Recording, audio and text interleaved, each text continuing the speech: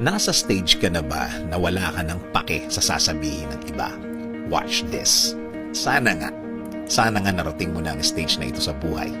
Siguro mas tahimik ang buhay mo. Mas may peace, mas may focus, mas may direction. Kasi nga, sa pangarap mo lang ikaw nakatutok. Wala ka ng pake sa mga sasabihin ng iba. Hindi ka na naapektuhan ng mga salitang wala namang pakinabang sa mga gagawin mo.